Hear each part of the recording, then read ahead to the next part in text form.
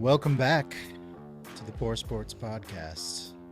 Welcome back. By the way, we are on a StreamYard again. People might have noticed if they posted comments on different platforms that we were ignoring them. It was because we switched platforms for our streaming and they were failing us. They were not letting us know that you were sending us comments. So comment away. We have almost no filtration system. We will put the most raunchy and terrible comments on screen most of the time. Usually we have a pretty good commenting audience, and last week it probably felt like your worst comedy show.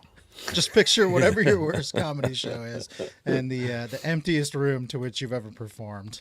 And well, I will say this. I didn't want to fight any of our audience members, so it was not as bad as the worst. Fair, yeah. It could be much worse. We actually have. It's funny because I think we joke about it sometimes that there's it's a big week in sports as a joke for us, but around Seattle sports, it's been very eventful despite not really having games going on that we care about. Our teams they've kept us busy despite not actually playing, which is nice. It's great.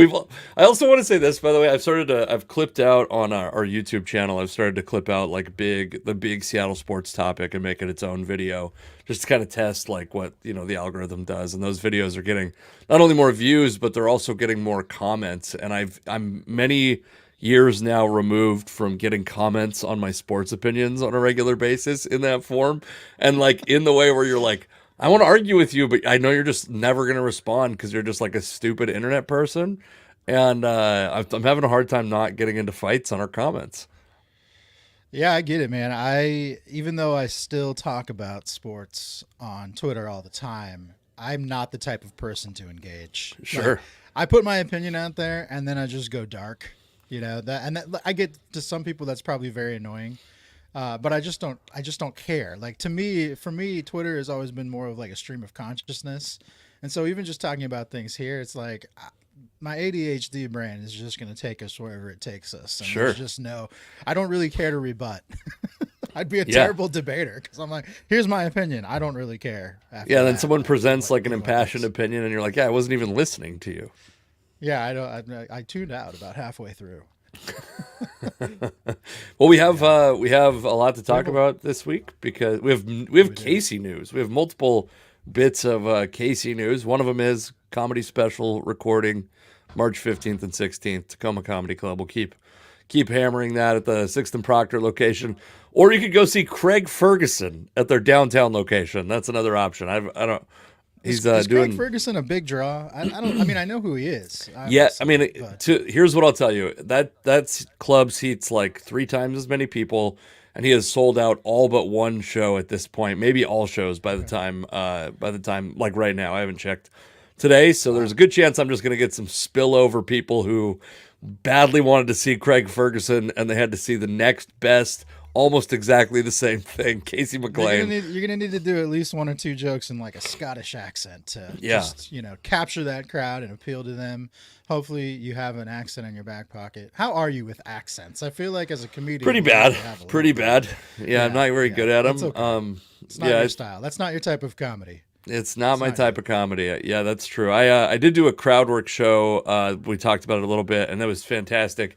And I do have a clip that's going to come out with, I got into got into a discussion about what the difference between British and English is with a guy who is English. Do you know what the difference is? No. Okay. No. Because to me, and to everyone else in the audience but this guy, British means English. It's the same thing. It's someone from England. Apparently, British encompasses Scotland and Wales, and I think the other one, Ireland, maybe. It's all the British Isles. Sure. Yeah, but that's not what anyone thinks of when they say British. When you say British, I think of English people. I'd be curious to know, outside of North America, what the opinion on Americans versus Canadians is, and if there is any difference. Because if we think of all those European nations as or I guess they're not really European, but the United Kingdom as being just English or whatever. What do people think about North America? I don't know. Well, and do they consider South Americans Americans? Because I've always had that anger about that. It's not anger. That sounds wrong. I want them to be included as Americans, not excluded. I'm not. Yeah, it sounds like I'm get these South Americans out of my America. Clip that, by the way. That'll get me That's continually booked in Seattle.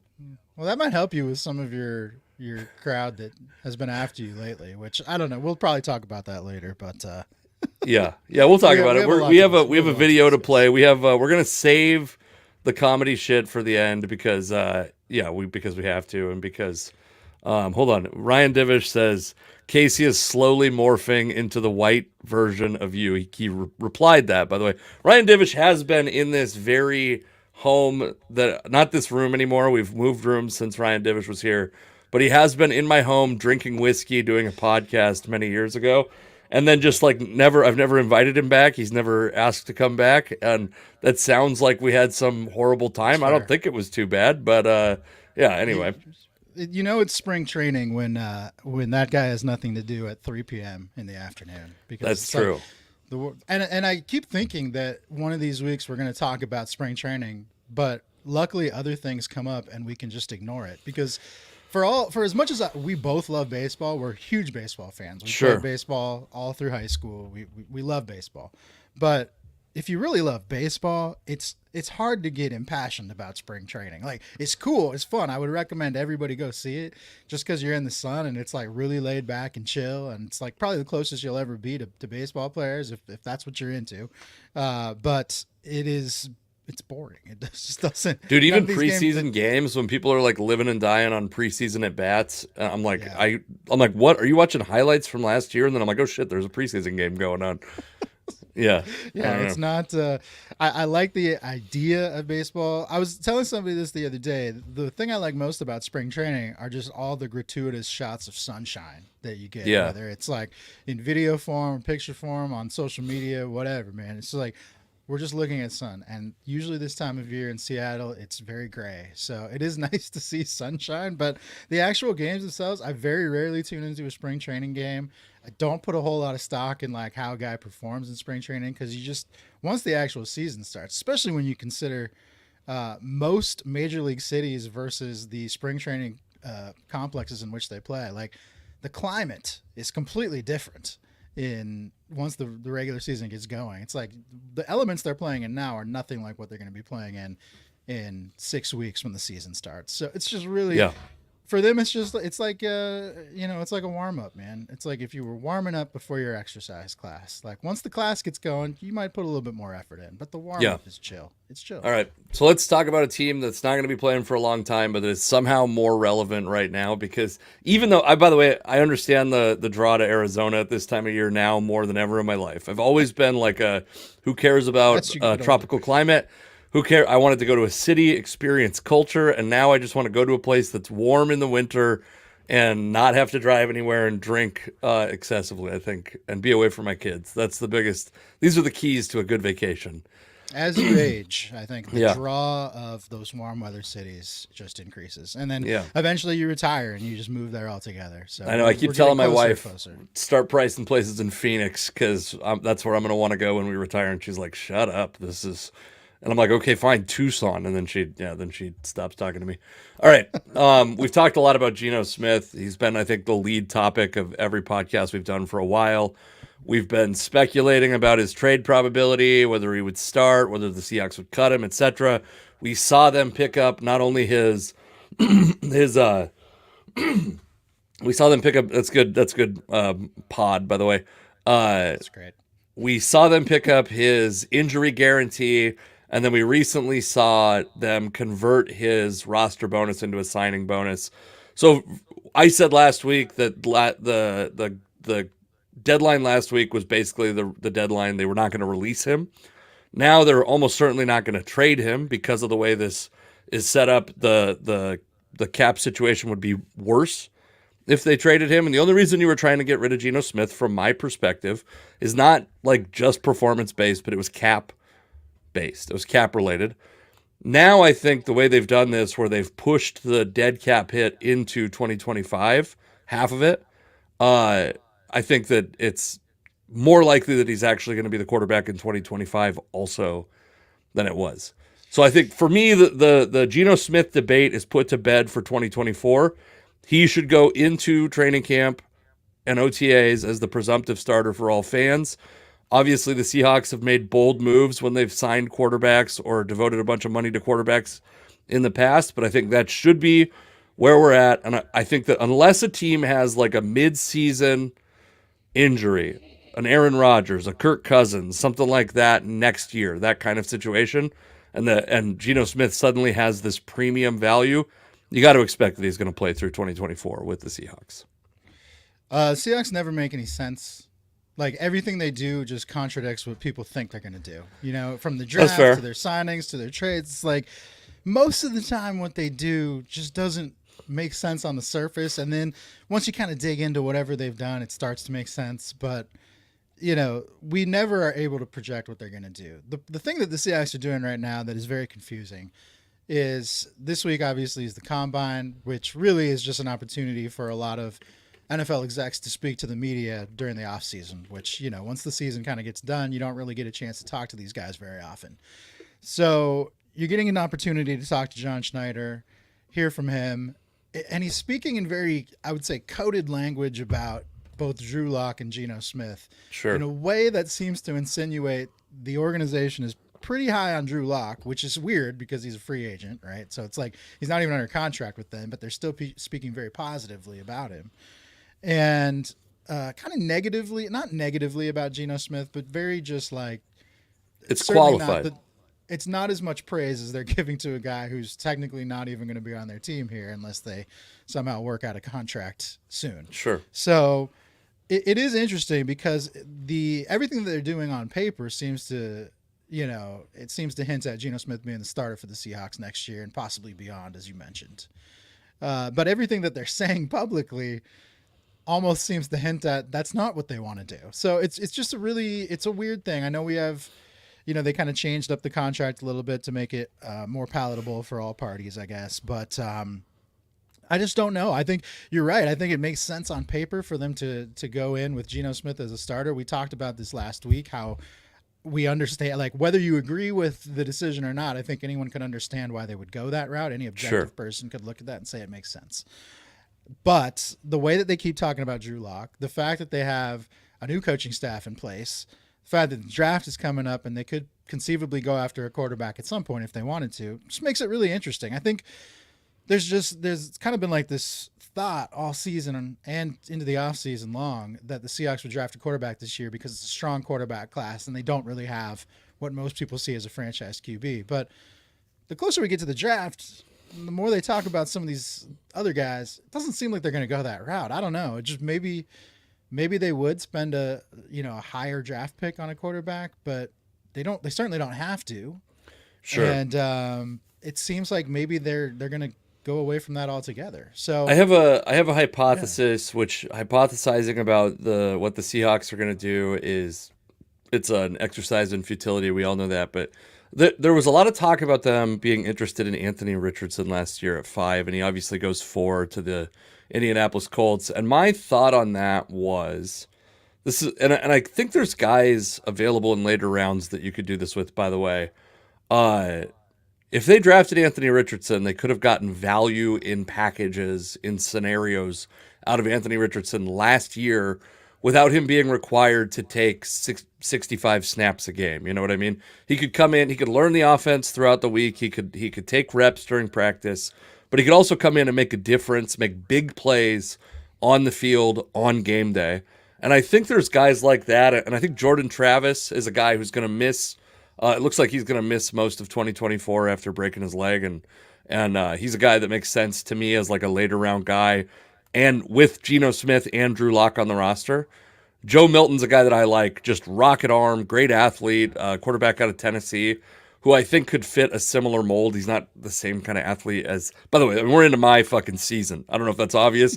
I love the NFL draft more than almost anything, and I'm obsessed with these, like how to get some like quality quarterbacks at a low price. Obviously, it's something we've talked about the whole offseason. And now, so I think there's an option for something like that if they keep both those guys. And I think that to do that effectively, you really need to carry 3 quarterbacks, because we saw the Seahawks never get anything out of Seneca Wallace. Do you remember that stretch of time where everybody was talking about, oh, there's like a Well, package for him, but they I never mean, wanted him to get injured mid-game, and then if you're out of quarterback, you couldn't put him in for packages because he was your backup. But if he's your third string quarterback, he's your Taysom Hill in basically the Taysom Hill role. I think could be what the Seahawks use a young quarterback for in 2024. Not catching passes. I mean, like, yeah, I understand what you're saying. I think it's you don't see it very often in the NFL. You see it in college for sure. You see it with unique specimens like Taysom Hill. You don't often see it with a young quarterback that the team has drafted, invested draft capital in, because the risk level is just too high. And also, it's kind of a tough sell on a quarterback. You know, if you are a quarterback, that's the position you want to play. To come in and be the gadget guy is yeah, not but when gonna you're a be fifth well round received. quarterback, it's a little still. different. I mean, yeah, like there's been guys in the recent past that have done that. Joe Webb was a quarterback from Minnesota Sure. who kind of converted entirely at some point to another position. But, you know, I guess if you look at it as this is my only way to play in the NFL, then absolutely you're going to do it. But if you have a chance to actually be a QB, then why would you stray from that path? So while I understand what you're saying, I think the more likely scenario that you kind of hinted at that I could certainly see them do is continue to employ Geno Smith and Drew Lock, draft a later round quarterback like a Jordan Travis that you mentioned, rather than, you know, a first or second round pick, as many fans have speculated over the past few months.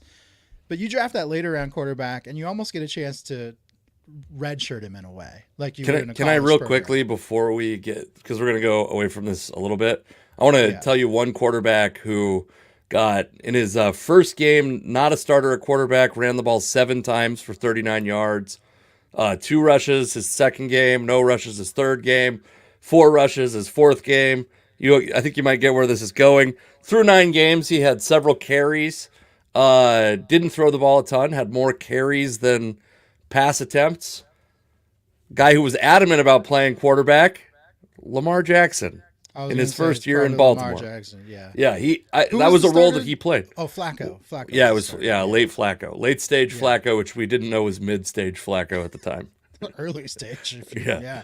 No, I think that's a good comparison or a good example, I should say. Sure. But He was also a first round pick, which goes against what I said. I think if you get a guy like a Joe Milton or somebody that's a fifth round pick and can see the field in his first year, that's a great opportunity for a fifth round quarterback. yeah, I think the difference is in the perception. I mean, if you look at Baltimore at that time when they drafted Lamar, they knew they were kind of coming to the end of the line with Joe Flacco because his performance was declining. But he was still a Super Bowl winning quarterback. Obviously, it's kind of a punchline now, but you had all the discussions about whether Joe Flacco was elite. Regardless of where you fell in that camp, this dude had won a Super Bowl and had proven he was one of the better quarterbacks in the league. Now, the perception, we've talked about this a lot, but the perception of Geno Smith and Drew Lock is that they're not even to the level that Joe Flacco was at that point in time with Baltimore, right? So the perception among people outside the Seahawks organization is like, why would you stick with either of these guys when they're not great, when they're average at best? But as we've discussed, I mean, I think the Seahawks perception of both Geno Smith and Drew Lock is much higher than anyone else's. And Yeah, I agree. whether they're right or wrong about that remains to be seen if they keep continuing this trend. But because their internal perception of these guys is so high, I just don't see them investing a lot of capital in a new QB. I don't look. We can play this back when they go and spend their first round pick on Michael Penix or something. Of like course. that. Well, we had an embarrassing one last year, if you recall. I said there was no way they're drafting Devin Witherspoon. There's no way they're drafting a receiver. And then they, with their first 2 picks, they picked Devin Witherspoon and a receiver. things. Yeah. It's almost like they heard you. I guess the one thing we know about the Seahawks is if anyone is very adamant that they are or are not going to do something, it's just going to blow up in your face because they always just zig when everyone else is zagging. Yep. Mark Harris says Casa Grande is cheap, LOL, which I assume is a city in Arizona. And please give me a house for free then, Mark Harris. What are you doing? Quit. How much are you committed to loving this podcast? And then our pal Bob Springer said, how much does that second round pick we traded for Leonard Williams hurt? At the time, I liked the trade, but now not so much. Do we reach at 16, trade up? And I'll say Yeah. that this is what I remember hearing at the time because a second round pick seemed pretty steep to me, and especially when you paired it with like I think it was a third round pick for Chase Young and Montez Sweat I think was a third round pick, um, and obviously those guys play a different position and fill a different role, but the if Leonard Williams signs for a big deal, there was a lot of thought that the Seahawks would recoup a third round compensatory pick next year. So it's like trading a second round this year for Yeah. a third round next year. Which, It's like by a the pick way, swap. Yeah. it's a little bit of a pick swap, but I don't love it. But I would like to have a second round pick this year if I was them. I have a little bit of a suspicion, by the way, that they will end up with a second round pick. I think they're going to trade back. I think that also there's going to be. It seems like 4 quarterbacks are going to go in the first 12, so I don't necessarily want to see them there at 16 taking the fifth or sixth best quarterback. Potentially, I like Michael Penix a lot. It's starting to seem a lot more, and I don't love this as a Michael Penix fan, but it's starting to seem a lot more like he's going to be available in the second round. And so, if they could trade, like I think the Giants might make a lot of sense as a partner. They have 2 second round picks. There's a bunch. I spend like now my like moments of zen are just doing these fucking Pro Football Focus and Pro Football Network mock drafts, which I post on Twitter every now and then. The one out of That's every you should 1,000. actually you should incorporate that into your comedy act somehow because it is comedy. The most boring topic. Nobody cares about mock drafts like me and Bob Springer, I think. You love mock drafts, man. No, I think these midseason trades. The thing that we've learned about the Seahawks is they don't care if those trades for veterans midseason blow up in their face. They just don't care. They don't like. I mean, and I wouldn't say the Leonard Williams trade blew up in their face because he was fine. But like, the risk involved is like Sure. you're trading for a guy to make you better this year, knowing that how realistic is your shot at winning a Super Bowl this year? Like Yeah. they didn't like they just have struggled to capitalize off those midseason trades when they make them. They're certainly working to fill holes on their existing roster. But if they could have just addressed those holes in the offseason, then you don't have to give up this draft collateral in the middle of the year. And I would say they're always going to go for it. Just based on what we know about the Seahawks, they're always going to go for it, even if it seems like their chances of winning are not great.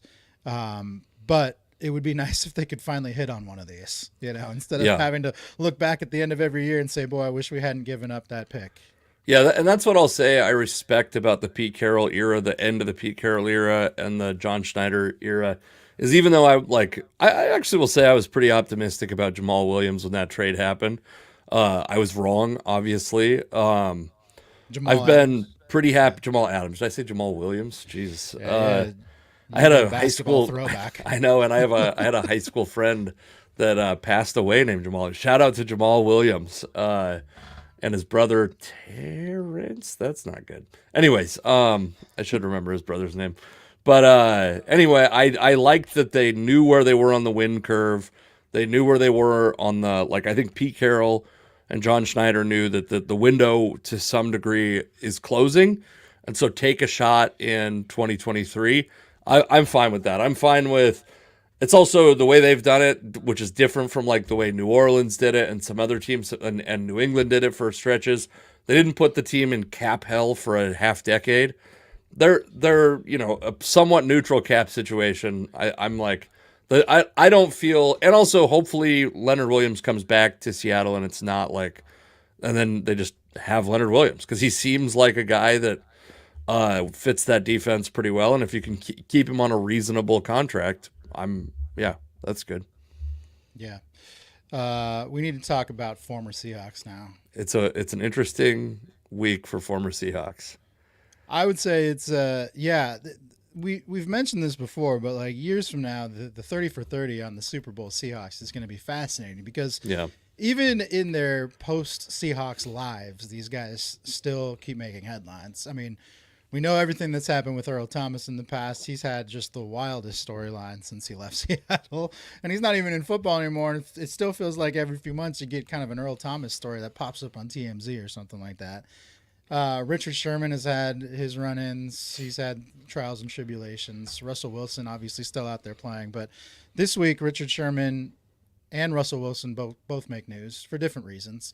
Hmm. I would say Richard Sherman's is it's worse for sure. I think it's worse. I don't- He gets pulled over and arrested over the weekend for a DUI, which, everybody makes mistakes, and you can feel how you want about that. But if you're Richard Sherman, this is becoming a trend now with alcohol, yeah. which is not good. Not good. I'm there's nobody in the world that's a bigger Richard Sherman fan than me, probably. I'm gonna to the point that I'd even admit that I'm probably an apologist for Richard Sherman.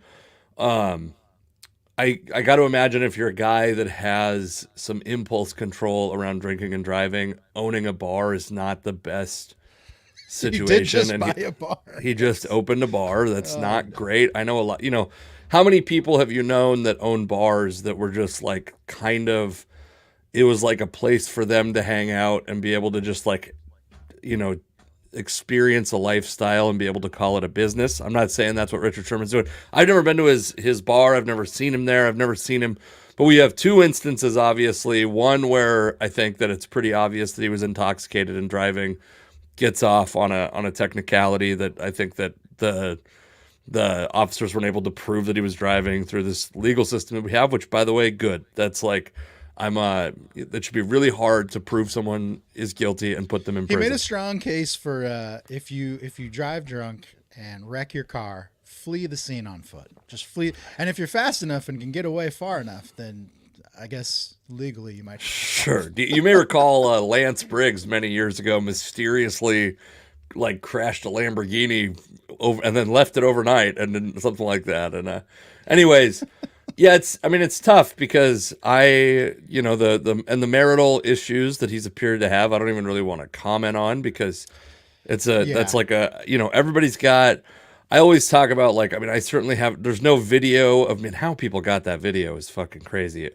I don't even know. The fact that people got that video is crazy. I don't know how they got it, but there's no video of me doing that, luckily. But I think that if everybody had to televise the least charitable thing they've said to their spouse, say, we'd all look pretty goddamn bad at a point. You know what I mean? And I think like that's not really of interest to me. But yeah, the DUI is a bad deal. Like it is like also, by the way, it's not the kind of thing where like early Richard Sherman, he had the like PED thing, yeah. uh, and you go like it's essentially a victimless crime. It's a guy who's like trying to get a competitive edge. This is just like kind of shitty behavior, a shitty pattern of behavior, and it sucks because I think that guy's one of the smartest dudes that's ever played football, and these are just like really dumb decisions. Yeah, the stuff that happened with him, a year or two ago, where he probably is driving drunk, but obviously the legal system couldn't prove Sure. that. Probably is driving drunk, goes to his in-laws' house, breaks down or attempts to break down the door in a rage, wants to talk to his wife, talk to his family. Obviously, like you said, on video looks really bad, and it is really bad. I don't think most people, whether they have problems with alcohol or not, you just don't see most people fly into a rage like that at their loved ones. That's not something a lot of people do. So, without digging too far into that, like that's a bad look. It's a bad look regardless of the circumstance that we're dealing with there. Um, Probably the bigger concern is that he's recently coming off a really serious incident. Let's just call it an incident. The incident that he had was serious, and he's still on probation for that. And because he's in the probation period, getting this DUI potentially opens up his old case, which is not ideal. Certainly not ideal for him.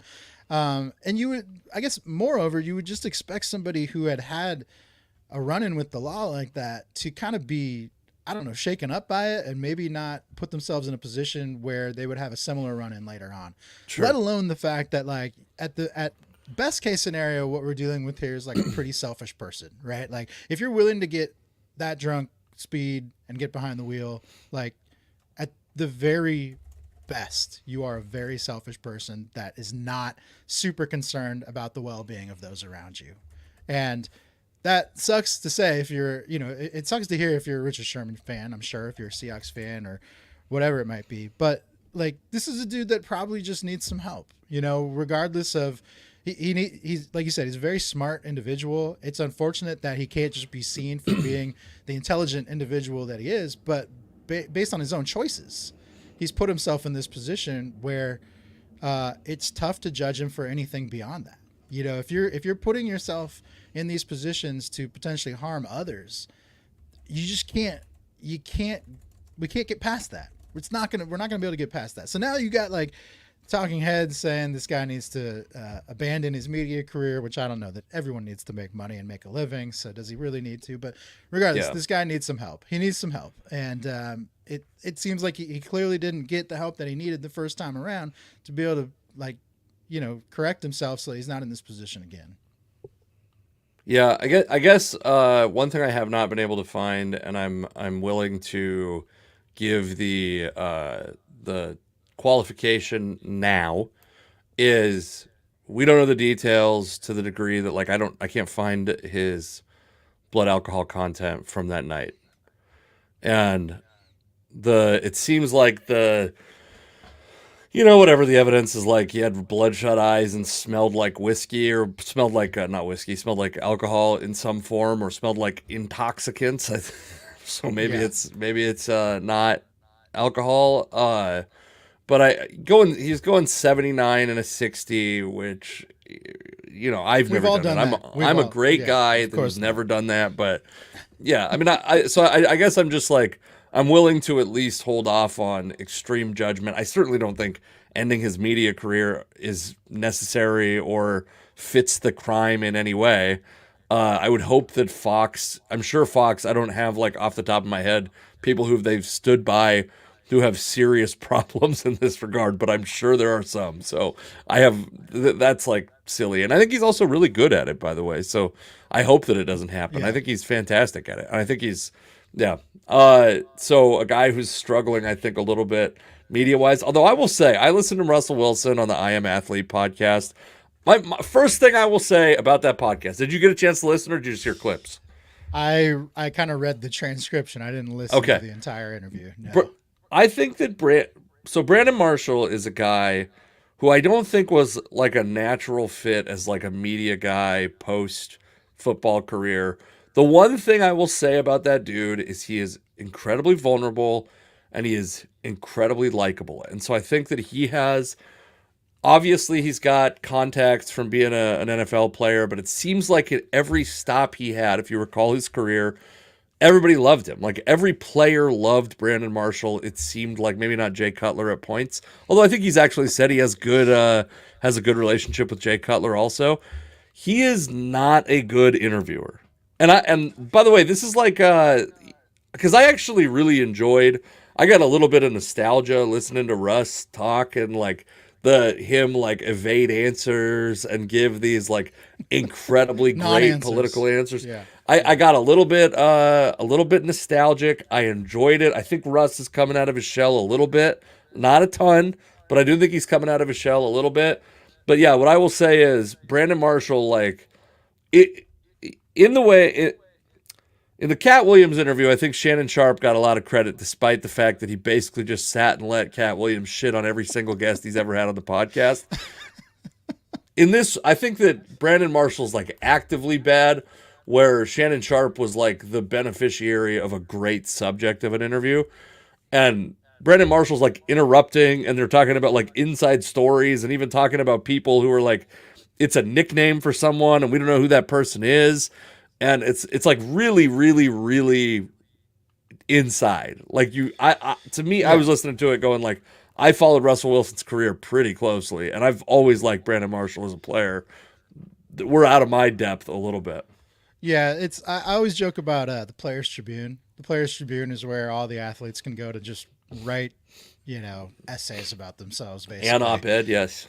Yeah, it's just, but every Players Tribune article, like, follows the same format, basically. It's like somebody's writing a Disney script, but about themselves, It's Sure. like, I overcame this, here I am, redemption, and now I'm back on top, or whatever. That's kind of like how it's like, here's me being vulnerable, showing you when times were bad, and now here's me thinking things are good again. That's kind of how every Players Tribune article goes. Well, it's kind of the same way when you have ex-players interviewing players, right? Like, a lot of these guys, they're not trained in how to interview or in journalism whatsoever, but we can all talk to one another and like Sure. ask each other questions. So there is some element to that.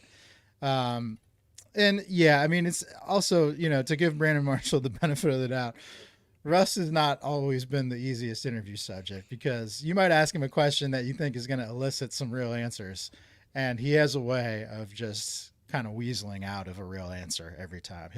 He does the thing. I mean, the running joke among the media when he was in Seattle is that if you asked him about any player on the team, he would just name all the players on the team, right? He would just go through the roster and just start naming guys that he remembered. And it's like, after a while, you're listening to him and you're like, this guy isn't saying anything. He might as well be like reading the phone book to us. That's kind of what he does. But in this interview, Russ at least revealed some very interesting things that people have been talking about. At one point, he compares himself to Jesus. Can you read me that part? Because I was listening with a little bit of distraction, and can you tell me what he said there? Because I did not catch. I'm ready to defend Russ. By the way, I'm like fully converted back to a Russ fan. I'm ready to go on Russ. And I don't necessarily, I'm ambivalent to him coming back to Seattle. I don't think it's ever going to happen, probably, despite maybe having some money on it on this very podcast and other places. And I wish that BetMGM and Emerald Queen Casino will give me a prop bet on it. But what I will say is I think like I'm fully, the way that I felt about A-Rod at the end of his career, Alex Rodriguez, where I was like, I just want him to do well. Like, I like him, and he's enjoyable to watch. I think he's probably a pretty good dude, and I'm rooting for him, and I'm now rooting for Russell Wilson again. Full speed. Russ, you really have to separate the player from the person. I think as a player, I don't think there's a ton of Seahawks fans that just want to see him keep struggling as a player. Like, it's almost gotten to... The man has hit his rock bottom as a player, right? So if he makes his way back up from this point forward, fine. Also, he's getting up there, age-wise. So, like, the reality is, if he finds that success again, it's probably going to be short-lived just because of the time restrictions that are facing him. But Russ, the person, is still, like, at times very hard to like because you just want him to show, like, normal human emotions, human characteristics, human responses to things that happen. And every time you think he has a chance to do that, he doesn't really. He kind of lacks the awareness that you would expect a normal person to have. And that's what makes it tough to root for Russ as a person. You're like, well, I mean, this guy seemingly has everything. He should be able to like behave like a normal person, and he can't. And I think what we really want in athletes a lot of times, we want to feel connected to them, or celebrities in general. We want to feel like they are like us, right? Like that's a very important thing. People always want to feel like some connection to them. And Russ has done more. It's kind of like a Kyrie Irving or something, where this guy just keeps getting farther and farther away from us emotionally, human wise. And I think that makes it tough to want to like root for the person. So in this interview, I mean, he, when asked about raising Future Jr., so Sierra's son that she had with Future, Russ compares himself to Joseph, Jesus' father, saying that it was Joseph's responsibility to raise a baby that wasn't technically his, right, in Jesus. And so Russ felt that same sense of obligation in raising young Future. And it's an interesting comparison. Apparently the reaction Brandon Marshall has is a little interesting, but based on everything we know about Brandon Marshall, the interviewer, it's hard to tell what he was actually feeling. Yeah, I don't remember. It's funny because I remember that moment, and I don't remember it being like super remarkable. Right. As far as like, I wasn't like, oh, this is going to be a story. Like there's Cat Williams stuff where you're like, well, fuck, this is, you cannot. Well, and it's also, it's this. Yeah. Yeah. It's very fun to to compare this to Cat Williams over and over and over again, because it's obviously going to be very different, because Cat Williams is saying everything and Russell Wilson is saying nothing. That's the second time I've gave someone the Williams last name today. Love the Williams. I'm turning into an elderly man. I guess if you like, obviously Russ is a very, very spiritual person. People know that, but it's always interesting to compare yourself to Jesus or to Joseph or anybody who has like these divine, certainly an exalted place in religion that Russell Wilson himself does not have. I also think specifically in the Pacific Northwest, and probably nowhere else in football is like this to that degree. We have like a specific aversion to religion as part of sports. And that's just not true other places. Like I think where he's from in Virginia, that's probably not like. I don't think people. I mean, where That's do fair. who's Yeah. writing this article that you're reading this from? Oh, obviously the most trusted resource out there, TMZ.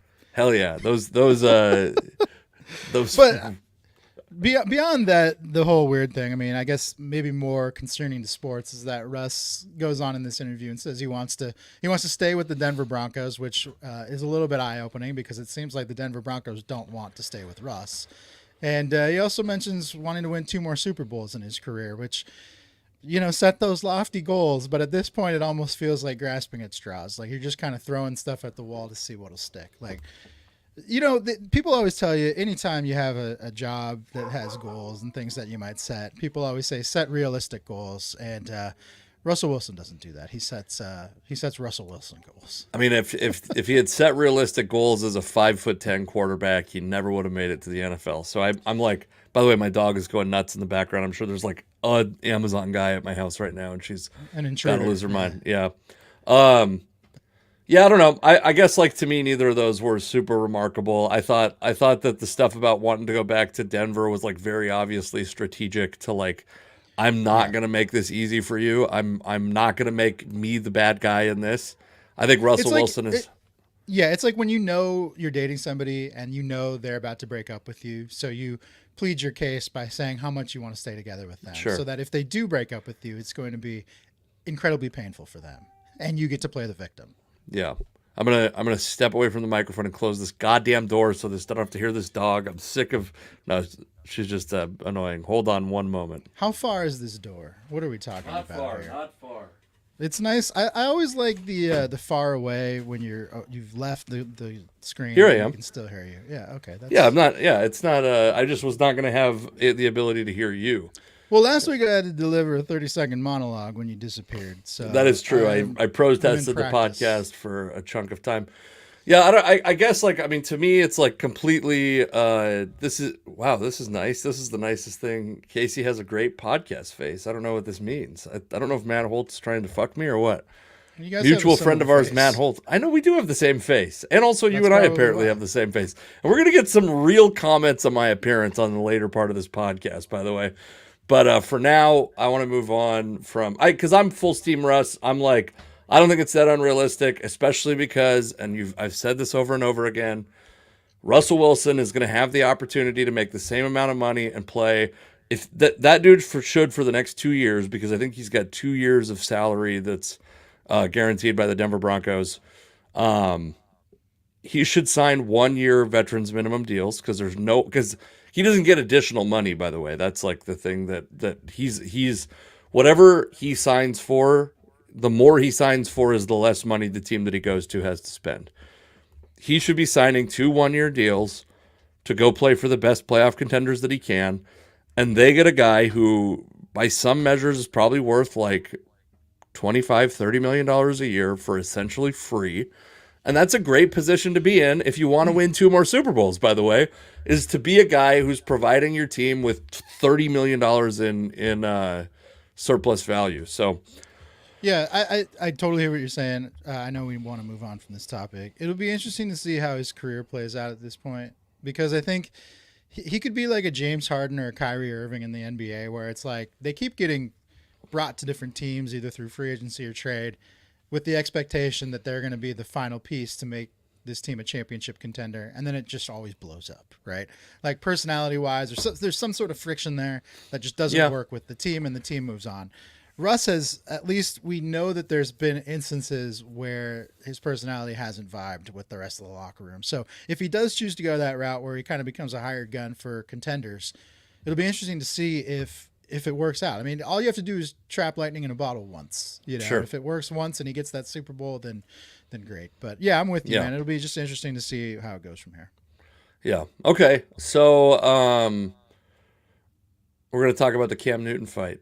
Did you see the Cam Newton fight? I saw images of the Cam Newton fight. All I know is that he was dressed very Cam Newton and managed to not ruin any of his attire in the midst Yeah. of fending off multiple people at once, which is So impressive. best I understand it, and the version of this we have is going to be from a news report, so we'll probably get a little bit of information filled in. I've watched the fight as a raw video, but I couldn't find it easily before the podcast. Um, Yes, Cam Newton is dressed like he's like cosplaying as an owl for some reason. Every outfit of his is like I'm such a plain Jane dresser that I'm like I don't even get how this is fashion. Like I'm not that's but I understand I'm not the crowd for this. Like I don't have millions of dollars. Two, I have zero care about fashion. Like it just doesn't matter to me. I'm some of it looks silly, some of it doesn't look as silly. I actually like Cam Newton quite a bit. He's a guy who I think like says shit that is unpopular, and I always find I that like Cam Newton too. Yeah, I'm with you on that. I yeah, think early on in his career, I think people were predisposed to not liking him because sure. he came across as a different type of dude. But as time has gone on, he's become more likable. The fashion, his fashion is his choice. I will say it looks like he's always dressed like a movie villain. Like he's going out of his way to look like he is a movie villain in like Yeah. a kid's movie. So, So Bob do Springer what you here want. says, I haven't seen this yet, but I would imagine he would not be fun to fight. And that's the real thing is like three dudes took it upon themselves, it would appear, as I understand it, 7-on-7 drill, 7-on-7 camp or whatever. He's at this camp and two men try to fight him, a third tries to step in. It doesn't go well for any of them. Let's hold on. Let me get over to here we go. Can you hear Take this? a look. You can see Cam Newton. Can you make him out there trying to fight off multiple men? The former NFL quarterback was taking part in an invitation-only camp and tournament when this happened over the weekend. Camp staffers and security officers eventually stepped in to break this up. It is not clear what led up to this fight, but people are investigating. Police, I should say, are investigating. He may have been outnumbered, but over on social media. So at the very end, my favorite part that we just saw is the grabber. Someone's grabber went flying. You did hear that, right? Because I never know, because I'll hear it and then the podcast can't hear it. Okay, good. So we're on all cylinders. First off, he's absolutely dominating the two dudes at the top of the stairs. The one time where I think he was at a real risk was when he was close to the edge, and I think that they could have thrown him over, and that would have been an absolute tragedy.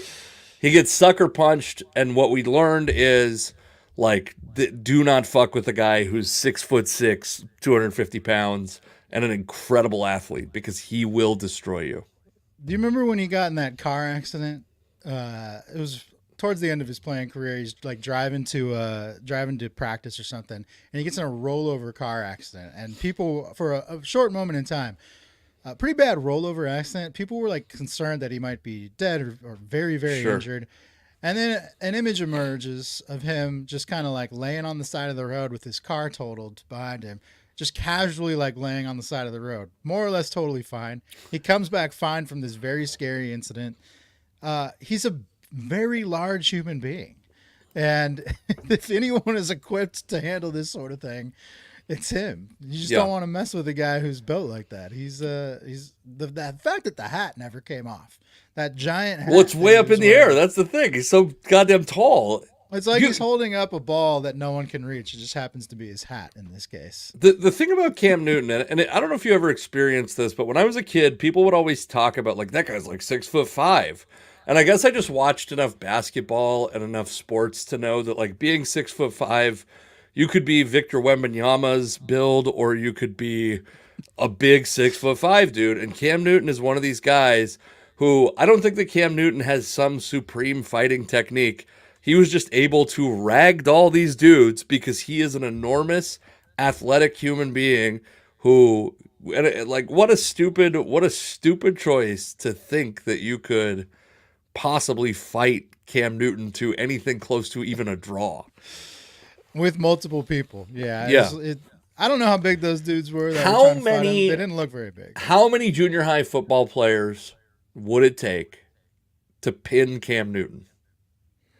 pin. Junior high football. I mean, the way that they build these kids now, you always see somebody on Twitter who's like, here's this 8th grader who's 6'3", 240, and the number 1 recruit in the nation.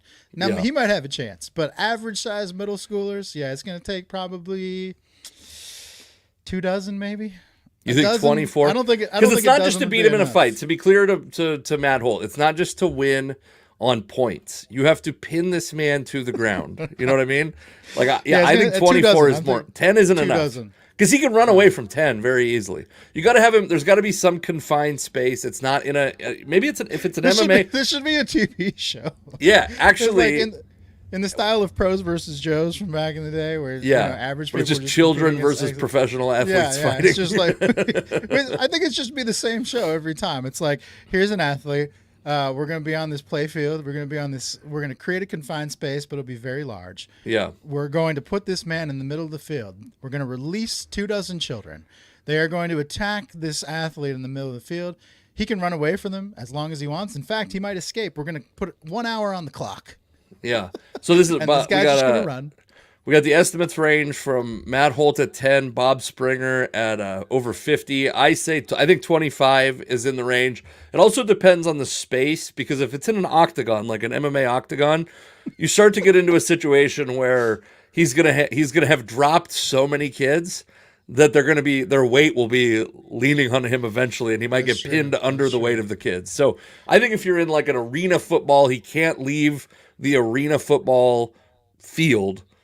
I think maybe it might be 60, 70 because he can run around. It's got to be big enough that the athlete can run away from the kids. Sure. But small enough that the kids have a reasonable chance of catching the athlete. Cage free, we'll call it. If it's too large, the kids will never catch the athlete. They'll just tire out, and it won't be that exciting. We need them to at least. It needs to be like National Geographic, National Geographic special, when you're watching the lion prey on some poor antelope, and you're like, eventually he's going to catch this thing. Eventually he's going to catch it. So Matt Holt says pinned under children, Jose Mesa's dream. And now I got a couple questions about this, because my memory of Jose Mesa could be wrong. Maybe he's got some horrible thing in addition to what. I don't think he does. I don't know. My memory of Jose Mesa is that I believe Jose Mesa was like 13 years old and impregnated like a 40-year-old woman. So, or like the inverse of what? Yes, exactly. Yeah. If that's, I've never heard that story. If that's truly a story, I mean, I guess that explains why he was one of the best closers in baseball for a while. He's just built different. Yeah, we'll find out. I want to know what Matt Holt, what specifically you were referring to, which is, by the way, this is a rare opportunity for me asking you to provide any context to what you were saying. At age 15, this is on the Sabre website. This probably isn't going to have salacious impregnation. We'll come up with. We'll have an update next week on Jose Mesa. Metric? Okay. Is that a metric that they track on the Sabre? People impregnated. Children above replacement. And just like wins above replacement, 2 is replacement level. Okay. Oh, I don't know. I don't know if I want to Google this. I think I want to let you Google this because I can't. Yeah, I think that's fair. Yeah, okay, so we're gonna go back to our topic from last week, because you had some homework. So first off, I didn't do it. First of all, I didn't fucking jerk. You fucking jerk. I asked you to I asked you to watch one of the very best comedians in the world, and you refused to do it on protest of his absolutely horrific racism. Shane Gillis hosted Saturday Night Live. By the way, it's also been announced that he did a YouTube series. They made one pilot episode, like a 20-minute episode called Tires.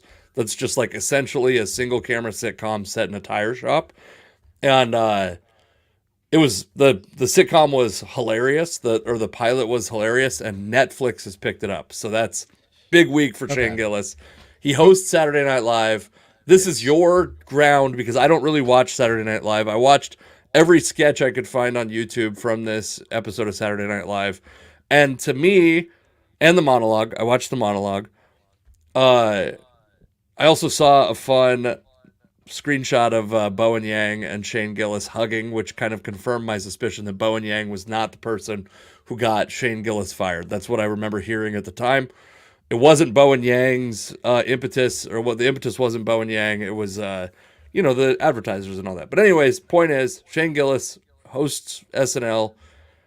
I'm going to give you my opinion again. This is like one of those situations where I need to give you my opinion because I don't want to bend to yours. I don't want it to feel like I agree with you or disagree with you. I thought that the monologue was very good stand-up, not a great Saturday Night Live monologue. It was just very good stand-up comedy material, but it was not like Norm Macdonald, when he came back after getting fired, was biting towards SNL, and this was like a brief acknowledgement that he had been fired previously, and then just good jokes from his stand-up that really didn't necessarily fit the aesthetic of Saturday Night Live, which for me doesn't matter because I don't give a shit about Saturday Night Live. That's one. Two, there were like two amazing sketches, in my opinion. The Trump sneakers sketch was incredible. The Liberty Mutual sketch was incredible. The rest of them were like fine, which I think is actually the ratio for SNL. But people make it seem like when they loved SNL, they were turning it on every week and it was, a 700 batting average, when I think the reality is it's probably closer to what happened last week. Okay, before we get into my take, I have a question for you because I'm curious. Why do you like Shane Gillis so much? I'll keep it as general as possible. I understand liking any comedian. I respect comedy as a whole. So if you're willing to put yourself out there and do it, whether it goes well or doesn't go well, I respect the effort. I think anyone can do that. Sure. And I obviously respect what he does as a comic, but I'm curious why you specifically like Shane Gillis as much as you do. I think he's really, really funny. Yeah. I think he's really, really talented. I think he's like truly one of the most talented comics of right now. I don't know him personally, nor do I, like at this point, his level of fame. Like there's some comics where you're like, oh, I'll probably get to work with that guy at some point. He's probably not one of those guys at this point. He's like doing arenas and shit like that. So there's no benefit to me. But I also, he became a guy who was like, I believe, we've talked about it a lot. I'm like truly a free speech absolutist. In that, like, it doesn't really matter to me where someone falls politically or whatever, or if I agree with what they said or not. I think they should be allowed to say it. He was very obviously making jokes. So to me, it was his brand of comedy is fairly close to the type of comedy that I do, I think. But also, I think that his, like, that genre of comedy, which we're going to get into a little bit later with the final topic of the day, where we watch another video of people absolutely trashing me, by the way. But that brand of comedy, I respect people who are I call it holding the levees, because if whatever is edgy, people use edgy as a pejorative for comedy. I like comedy that's offensive. I'm fine with comedy that's offensive. But to me, it's important to have people who are more offensive than I am, because nobody fucks with me. Because I'm not as offensive as these guys who are really holding the levees where they are. And it is like, I have gotten shit for jokes before. And it sucks because it's a joke and it's only meant to make people laugh. It's not meant to hurt people's feelings. Yeah, I that's kind of what I expected you to say. I mean, I think your style of humor, you probably see yourself in Shane Gillis. Not of course. I mean, it's like even shit I'll see myself do on stage. I'm like, oh, dude, stop that. That's like so similar to don't do that. Well, I think you guys similar age, probably similar demographic audience wise, similar type of comedy. Sure. So I understand why you would like. I look at it much more objectively, even though I'm probably in what Gillis would consider his demographic. I'm a male around the same age as him. That's probably his demographic, right? I probably do need to watch a special just to get. Yeah, if you're gonna judge his stand up, I'm not watching his stand up. That's crazy. Well, I'm not judging his stand up. I'll judge what I saw. Sure. So on SNL, I agree. Like the monologue was pretty good. It was the jokes were okay. The jokes were okay, but you're right. He didn't tailor it to the audience. You have to. If this is your one chance, and I thought this was a problem. This is kind of a problem with all stand up comics on SNL.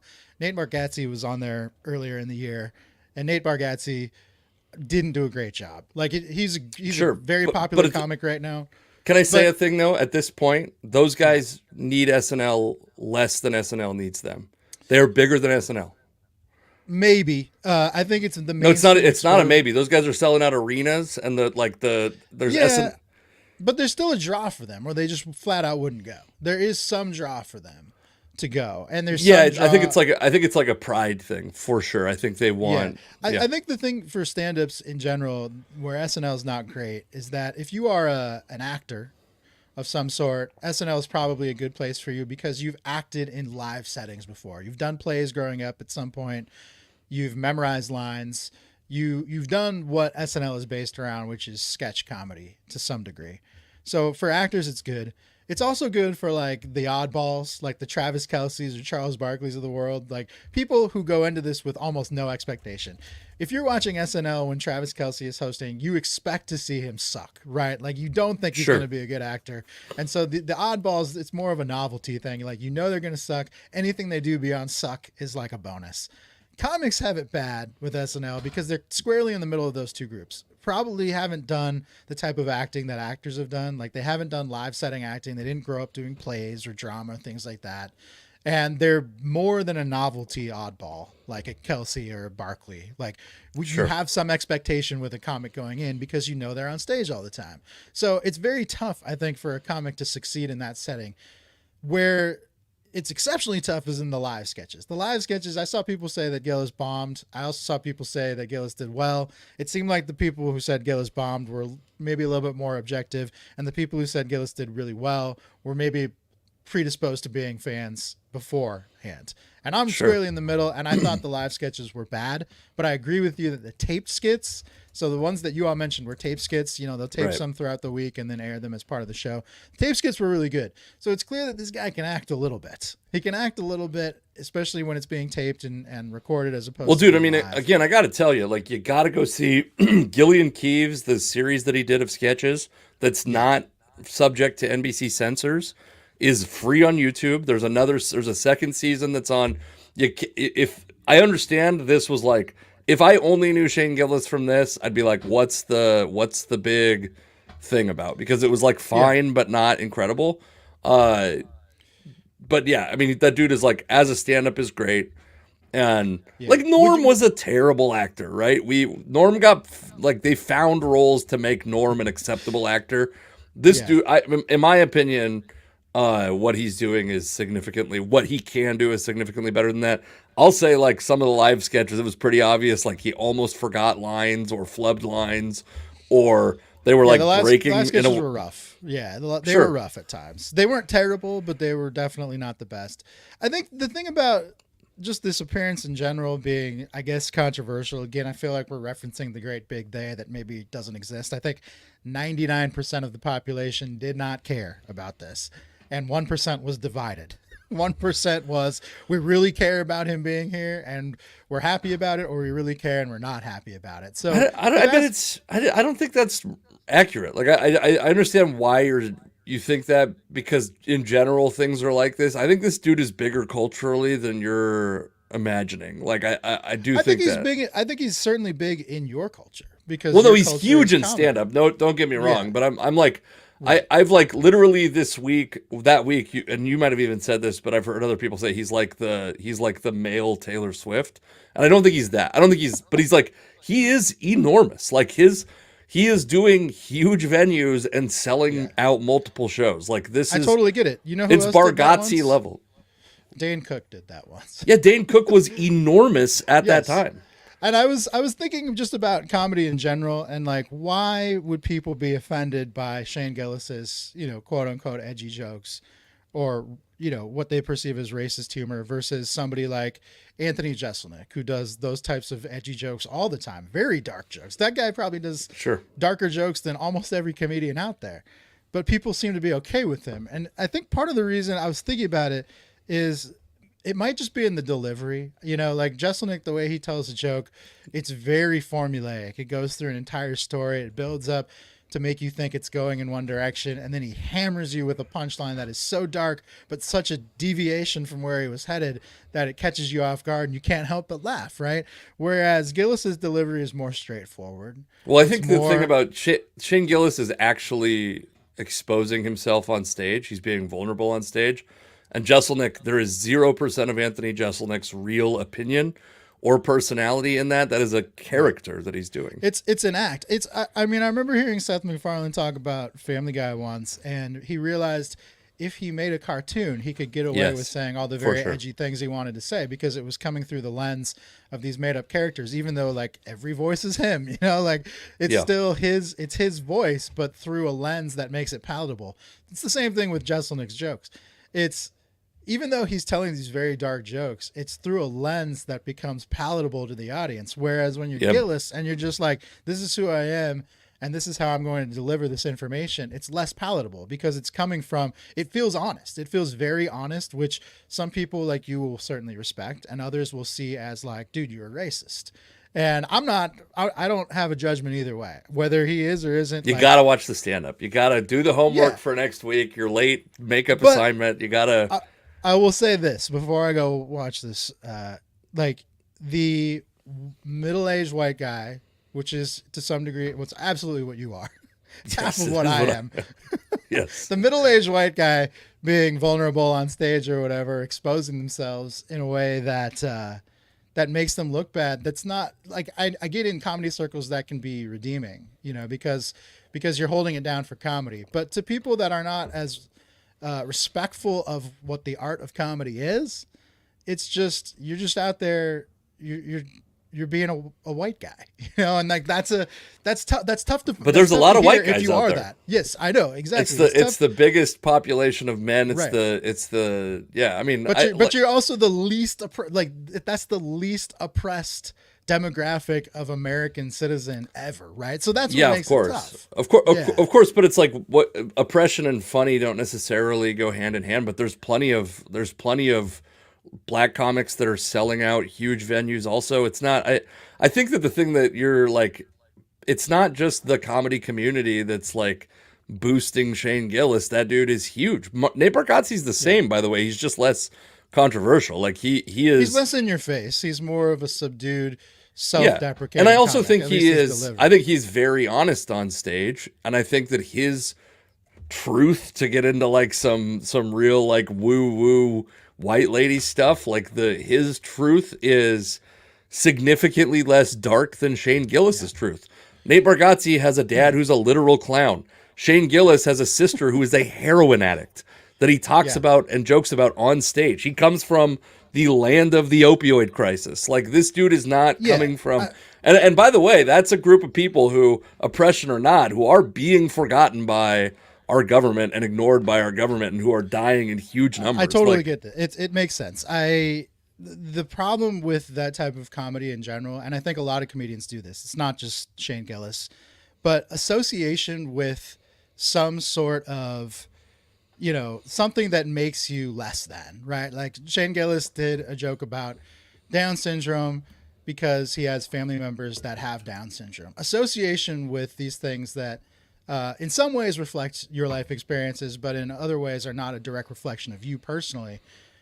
You can't necessarily claim ownership over those things and then be like, it's like the excuse where somebody who is accused of being racist will say, I have a lot of black friends, right? Like, you can't just use association as an excuse for saying certain things. Sure, And but that's I where it guess gets I don't even get what the point of the argument is, because like, he's huge. It's not a question of do people like him or not. I don't disagree. He's enormous. I'm not arguing that. I'm not. That's been arguing decided. that Netflix likes him. Lorne Michaels fought for months to try to get him to stay on SNL. Like, the gatekeepers and the fans like him. He's huge everywhere. The way I look at it is, I'm trying to understand. Also, like, why half both the sides, NFL he's friends with, by the way. It's Right. fucking crazy. He's I the try to guy's a understand why- superstar. Right. You love him. I know. Like I know you love him. I think he's great. And by the way, like, I'm not. There's not. I will benefit zero from defending him. Like, that's not. It doesn't matter to me. Like that. Yeah. I would. And I But- said, yeah. So for me, and like anytime I encountered this polarizing thing, to me, this was never polarizing until it became a subject with us. And now I'm trying to understand why both sides feel the way that they do. Sure. And so, I look at it as like, I can understand why both sides would feel passionately. I can understand why somebody like you would want to defend this guy, because he represents a lot of what you stand for, whether it's comedy, whether it's your demographic, whatever it might be. And I can understand on the other side why people would be upset with him because he made comments that they perceived as racist. Sure. The thing that comes along with any of these acts is like, I don't think Shane Gillis is a bad guy. Nothing about what I've seen from Shane Gillis indicates he's a bad guy. I don't think like Joe Rogan is a bad guy. Sure. It's what comes along with those people. And I know like this will sound stupid, but I understand this from the degree of when this persona that I've created on Twitter, has enough of a following that sometimes I'll say some things and I'll see the reaction to it and I'll feel bad that I said the thing because of the way shitty people are reacting to it. Look, whether they agree with me or disagree with me, I'm like, well, now I've rallied these people that kind of suck, right? Like, sure. You never want to rally people that suck. If you're a comedian, I'm sure you want as many fans as you possibly can have. If you found out that all your fans were like the scum of the earth, that would probably hurt, right? Like that, like you would want better people to be your fans because after a while it becomes a reflection of you. But I think the thing is that anything that's broadly loved is going to have a wide range of, you're going to have shitheads in there and there's nothing you can do about that. For sure. But my understanding of why people probably really don't like this guy is maybe because of the people he comes with, the audience that come with him, that he represents. And I think that's a real thing. It's like, is Joe Rogan a bad guy? No. But does the audience that he represents are they sometimes a problem? Yeah. I mean, that's a real thing. They can be a problem. And so it becomes a reflection of him, even if he doesn't want it to be. You're basically punishing for like, I disagree with, I get what you're saying where like, if there's no part of him that corrects some behavior, either of these guys, by the way, it's not his responsibility to. I agree. But I'm not saying, what I'm saying is it's not, he cannot retroactively change what made these people like him. But what he can do is if he realizes that, because I have this sometimes, I have some jokes that edge on what would be like controversial, right? And I've been places where I'm like I have a joke that references but never says the F slur, right? Which I don't say on stage. It's like you can come to a Casey McLean show and safely know I'm never going to use that word on stage, okay? Now, in the bedroom, different story, but but I have a joke that references it, and a couple weeks ago I was doing it at a club, and this lady realized where the joke was going, like maybe a couple lines early, and started screaming, "Say it, say it, say it." And I'm like, no, fuck you. And it makes me not want to tell the joke. Now, if that was happening every week, I probably would stop telling the joke. It's one occurrence, and I'm going to record this joke at this comedy special taping. And I think that it's possible that I will do a joke in the future. I've done jokes in the future where people take it as like the wrong way. There's also like a lot of benefit, by the way, to having stuff that creates this like controversy and comments and stuff as a comic, which I don't aim for explicitly, but it's not necessarily like in the era that we live in where everybody's making all their money on the internet, basically. They're growing their fan base on the internet. Having stuff that's divisive is actually good because it boosts it in the algorithm. It's why TMZ exists. I mean, the acting shitty makes money. It generates interest and it makes money. So it's a tried and true formula. And that can be dangerous though. I mean, of course. That's why people feel some kind of way about it when they see it. So I understand. I mean, I can see again both sides. Art itself is subjective, so if I guess the problem is if your subjects all become one kind of way, then all of a sudden, you got to watch him. You got to watch the guy. You can't. You're like, it's infuriating to anybody who has seen his stand up and me. You got to like watch the full stand up because there's a lot of stuff. Yeah. It's not like he goes out and he's like fucking. Oh my god, it would be so much better if I could get this guy's name off the top of my head. There's a guy that used to do a Chinese restaurant bit, like god damn it. It's like something, I keep wanting to say Cal Pen. It's not that. I'm going to be pissed when it comes to my mind the moment we click the podcast off. But I want to talk about the Seattle comedy controversy that I got embroiled into on accident because, and if I think of this guy's name, I'm just going to yell it out and it's going to be, but what I was saying ultimately, this is not a shtick that he has. It was a segment of his podcast that got clipped out of context and then posted without any context on the internet and then blew up and all that stuff. John Panette, that's the guy. John Panette, I believe, had a big... You were close with Cal Penn. Cal Penn, the very different looking guys, slightly similar names. So 3 comedians there's 4 comedians got their shows canceled at a Seattle comedy club called a Comedy Bar in Capitol Hill. And these are, I will say this, I'm going to start with this. All 4 comedians I have a lot of respect for. I think are funny. Kurt Metzger, who's the guy who posted the email of the cancellation that has turned this into like it's the New York Post covered it and it's becoming like a story. He's like at a time was one of my favorite comedians. He just hasn't put out a lot of stand up in a while. He's a guy that you would find problematic, I've learned today, but this is the thing. I don't find any of it problematic. I'm playing devil's advocate because when I do, it really gets you going. That's true. That's a good point. Okay. So this became a story and there's like a lot of calls in the area to boycott and there's these are all New York comics. So New York podcasts are talking about it. And, there was a podcast that I'm not actually sure. I think there's a comic that I'm aware of. Her name is Chrissy Mayer and another comic I'm aware of named Keanu Thompson. I'm aware of them for different reasons. But they're both New York comics and, they have a podcast. I think they do a podcast together. I'm not exactly sure what the structure is, but it got sent to me by a friend of mine who listens to their podcast. And it was like, he just sent it and he goes, "Sorry, dude." And I was like, the thumbnail of the podcast was like Seattle Comedy Club cancels comedians or whatever.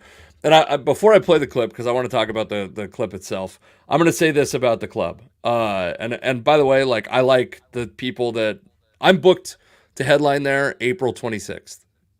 This is why this clip was comes all up. Shameless self-promotion. Yeah, I'm headlining Comedy Bar in Seattle April 26th. I have friends who have canceled their headlining dates there. I'm not going to cancel my headlining date there.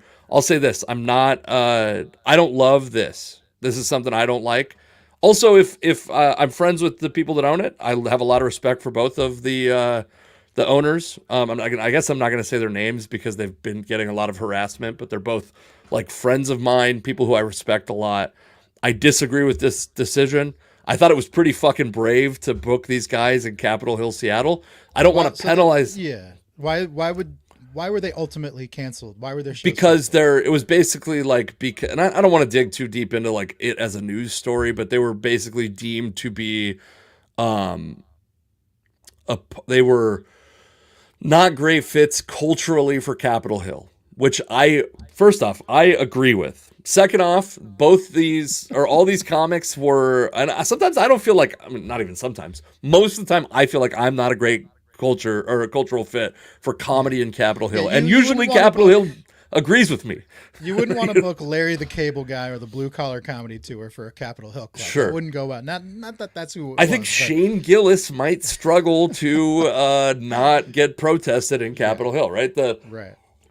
Yeah, you're not sending Blue Collar Comedy Tour to the Essence Fest, right? I have no insider details of what happened. I haven't asked. I don't really care. I don't love it. One thing I will say in defense of the club is they didn't publicly denounce these comics. They emailed their agent privately and then that got made public. And I don't love that either because I think that it's like, you have to try to stay in business when you are a business. And I don't like either side of this. I don't like the way either side of this has handled it. And I'm also, by the way, I will say like, it's possible that Comedy Bar, if they hear me say this, they won't love that I'm saying this, and I will get canceled by them too. And I will still stand by. I like both those people. I respected them for booking those guys to begin with, and I don't love that they canceled them. And I don't love that the email got out. There's a lot of a lot went villains wrong here. I'll make a plea on your behalf. Please don't cancel his show because this is a man that needs work. But it sounds like they realized they made a mistake. Like they just kind of found the wrong group for their audience. I'm sure. I know you've mentioned before they're a newer comedy club, right?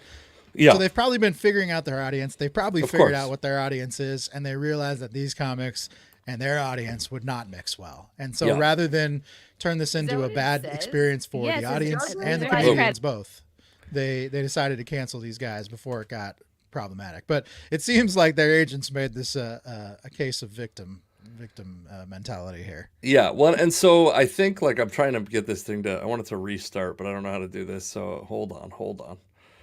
Oh shit! Now I've really done it. Now I've really done it. Hold Lost on the a second, video. Alex. Jesus Christ! I had it. Well, I had will. it. I have seen this video just to kind of preface it, and it is jarring, but they are right. Casey McLean. Okay, so the first question is, who's Casey McLean? So this podcast, Chrissy Mayer is like a conservative comedian podcast Which host. I didn't even know that existed until you Yeah, showed but I me mean, this that's like clip. I didn't that's even. yeah. I didn't know there was think- a whole sub niche of just conservative comedy, but there is. Sure, and there's a lot of comedy that like people say is coded conservative. That's not actually conservative, but she's like a legit conservative comedian. I don't know how conservative she is actually politically. It's not. Again, I'm not like. I thought all they had was Tim Allen. So this is news to me that there are others. Well, also, I'm willing to have a conversation with a conservative. So I will say, after I posted this clip on Twitter, her husband and the booker for her podcast, both comedians, and then a guy who does like social media clips for them, all followed me. I made a joke about it because I think that's what comedians should do. I'm not in the market to battle comedians who are like making jokes about my appearance. So they're on this podcast, they're going through the calendar at Comedy Bar, and they get to one Casey McLean and have this to say. They didn't have to say that I'm starting to morph into a white Alex Akita, which is maybe the worst roast I've received in this whole stretch. But He can't even keep both his eyes open for the photo. Yes, this is fat Dan Lamort. so Dan Lamort is a comedian who is, I believe, autistic, like genuinely diagnosed autistic, but also used to be very fat, and now he's not. And this is a great description. Fat Dan Lamort. Maybe we'll get a picture of Dan Lamort up in a moment. That's how Dan Lamort used to look, right? This guy looks jolly and hilarious. Okay, not too bad so far. We got Fat Dan Lamort and jolly and hilarious. I'm worried and then- about Casey McLean because he is straight and he has 2 daughters. Is that Okay, I have a question for you on this specific thing. This is weird, Beard. When I was watching this, I What was i- like, what is oh, your they're about to perception cross of the what- line. What is your perception of what they just said there? What do you think that means? I think that they were about to get into that you should not raise women. No. I think what they wanted to go to. That's what I- it felt like. Got you. So I think that's. I get why I've had other people say that. I believe what they were saying is they're worried about me continuing to be in good standing with this club because I'm a straight white guy with kids. I don't fit the like. Okay. Sure. I Yeah, think maybe. that's what they were saying. Now, if I end up on the podcast, we'll. You need to go on there, but I hope they have you on because Yeah, I think maybe, it'll maybe, be- but I there's no like conversation about it at this point. Just a couple retweets of me posting the video where I said, well, we'll get into it. Hold what on. it says? Yes, Juggling these are life his with credits. a wife, two These daughters, are his a comedy dog, credits. and a- Juggling life with a wife, 2 daughters, a dog, a cat, and a fridge stocked with craft beer. Well, he is. Isn't that great? Isn't that size- great about Seattle? Your credits can just be your family. Yeah, I mean, wouldn't you? Yeah, what are your credits? Here, you can headline. Just write a paragraph about what you've done. Well, I am morbidly obese, and I have a fridge full of beer. Okay, so first off, I don't think they were making like some incest or I don't think that based on like, but I could be wrong. We'll find out what It was the. pretty innocent. Yeah. It was pretty innocent. From So a my comedy tweet perspective. was that they had accurately estimated my BMI as morbidly obese, which I think is like a funny way to respond to 2 people who probably never thought I would see that they were fucking with me, and probably thought that if I did, I would respond shitty and they would have some controversy to talk about on their podcast. I don't give a shit about people making fun of me. Like I try to be as much of a true comedian as I can be. There's 2 things about this that I want to say. One, I didn't write the bio for the website exactly, but I wrote it close enough that I can't not take blame for how shitty the bio is. Second off, that is a comedian's worst nightmare, is to have 2 other comedians sit down and dissect a bio. It sucks to write a bio. I don't know if you've written a bio for yourself before, especially in a thing that's already like embarrassing to be a part of. Like blogging is probably a good example where you're like, oh, this is a thing that I'm passionate about that obviously most people who do it suck. and it's embarrassing to be associated with. And now I'm going to write a serious bio to make people want to come see me. It sucks. And then to do it and have two comics dissect it in the exact way you were worried it was shitty, it's like, it's brutal. Yeah. Well, I mean, I think everybody knows this about most comedians, is that the self-loathing is strong, so you don't really need to pile on. They already hate themselves. Yes. I did like that they paused after they read the part about craft beer, because I think when they read that part of the bio, just looking at you, you look like a guy that really enjoys craft beer. Like, if you know anything about craft beer, this is like, you are the face. You are the face. Every craft beer guy looks like you. And I think they were trying to figure out how to make a joke about that, but instead they just paused for 5 seconds. Well, so if you want to see jokes about that, March 15th and 16th, Tacoma Comedy Club. My only credits are, it's also funny, like, I just don't have credits that are so impressive that I would include them. So mostly in a bio, I'm trying to make people who have no idea who I am willing to come see me, as opposed to, like, converting the congregation, or whatever. These women could help you in other parts of the country, for sure. I mean, it seems like they have a totally different audience than you. They look like they both want to double my student loan debt. So that's one thing. I'm sure that's probably part of their material. I don't know, what do conservative comedians joke about? It's just like January 6th and more of that, or what? Well, I mean, I think that it's like the like quote unquote conservative comedians are making fun of Joe Biden in the same way that. But by the way, like, I don't know what these ladies. I haven't seen either of them perform. I'm like, that's why you got to go on their podcast. I would happily go on their podcast. This is. Who is this? B, Twitter looks different than it used to. What do we got here? You don't have to put all the comments up. I know, but I want to know what this one's about. Okay. All right, fine. Fine. B. Well, come back next week and we'll see. Tell me what interface changes have happened. Yeah, anyways. Maybe by then you'll have been on their podcast. It's possible. We'll have that to talk about. We got to get you on there. I'm not against it. You need a booking agent, man. Are you volunteering? Because fuck, no, I agree with you. It'd be a very low paying job.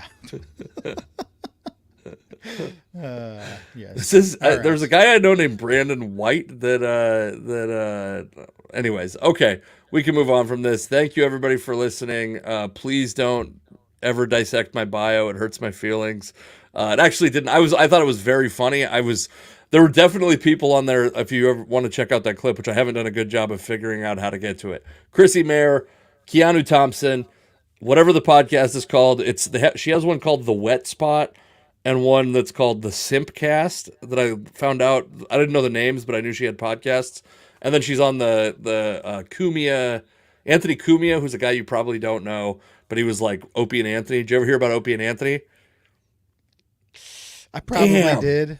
But yeah, I don't know. I don't. So he's like they were like a Howard Stern alternative back in the day that had a lot of stand-ups on it. Yeah. And the guy Anthony of Opie and Anthony got fired for racism, believe it or not, and he started a network.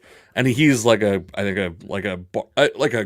conservative, but not like, there's a brand of conservative that I find acceptable, which isn't against gay marriage, basically.